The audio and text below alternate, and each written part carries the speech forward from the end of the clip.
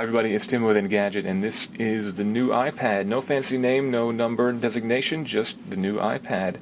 It looks a lot like the old iPad, and that is by design. If we flip it over here, you can see that it looks very similar. It is a little bit thicker though, a little over 1/2 millimeter thicker, and the tapering on the edges is a bit different, but the basic orientation and layout is exactly the same. We've got the speaker pointing on the back here, which is unfortunate, the same 40-pin dock connector at the bottom.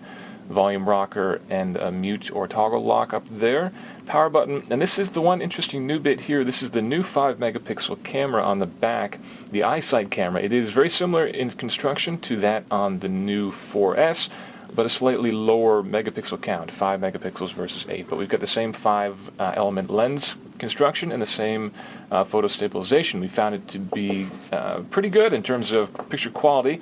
Of course, the resolution is not quite the same as on the iPhone 4S, but the same responsiveness and roughly the same quality in pictures as we've seen on that device. So let's give you a quick demo walkthrough. Now, there is a new processor in here. It's called the A5X, which is a quad-core graphics on top of a dual-core processor, but it's the same CPU effectively as is in the iPad 2. So launching applications and doing most general tasks is actually no quicker than on the pre-existing iPad. In fact, we ran some benchmarks, and they're effectively clocking the same scores. However, one thing that will be quite a bit quicker is the download speeds. This is a Verizon LTE model, and we're going to go ahead and run a quick speed test. So we've seen speeds typically around 23 to 24 megabits per second down, and usually around 18 to 20 up. Let's see if we can get there. Even a little bit higher, 26 down, and 16.8 up. So quite respectable for an LTE device. We're also in the middle of a big building, so that's part of the speed test here as well. All of the native apps have been updated to support the new display. So if you go into, for example, the Photos app, we will get much higher resolution rendering than before. But of course, because we have 4 times as many pixels, you can see a lot more detail within these pictures than you can see before. You can pinch in, you can see the individual hairs on my dog's head much more easily than before. You can also, if you bring up a website, there's a lot more text that you can see and make out very easily. You don't need to be doing as much pinch zooming as before.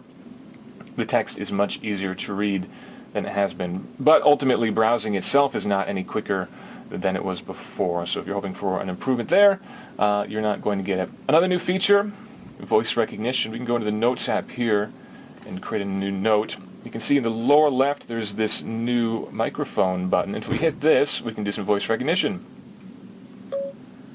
The quick red fox jumped over the lazy brown dog and went to stand in the iPad line! Exclamation point.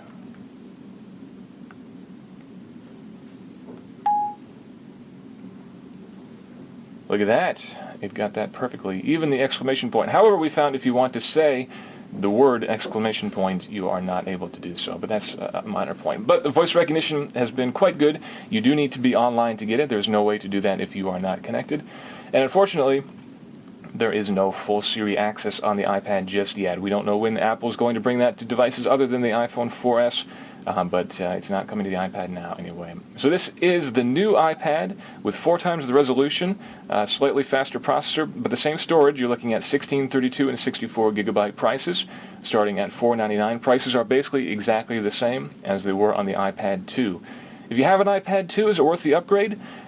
We think so. If you've got the disposable money, this display is absolutely gorgeous. You have to see it to believe it. Unfortunately, we can't show you the differences here on a video, but it does look absolutely gorgeous. If you are still holding on to an original iPad, we think it's definitely time to make the upgrade. So again, this is the new iPad review on Engadget.